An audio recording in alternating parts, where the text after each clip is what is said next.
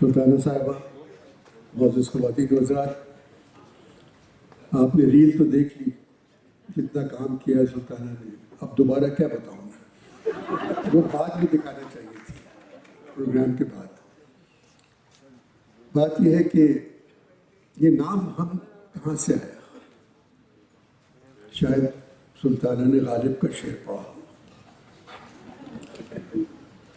تیری وفا سے کیا ہو تلافی کے دہر میں، تیرے سوا بھی ہم پہ بہت سے ستم ہوئے۔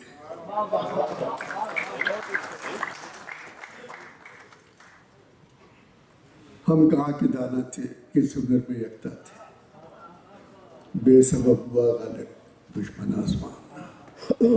تو یہ ہم غالب نے اپنی کلیات میں میرے خیال میں 600 جگہ استعمال کیا ہے ہم کا لفظ، مگر جب یہ چینل دیکھا میں نے، اس کا کام دیکھا، تو مجھے بعد میں ہم کا مطلب معلوم ہوا۔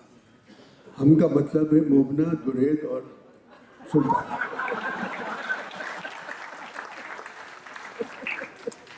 سلطانہ اپنی کرسی پہ بیٹھی رہتی ہے، درید خاموش کھڑے رہتے ہیں، سارے ڈرامے مومنہ کر رہی ہیں،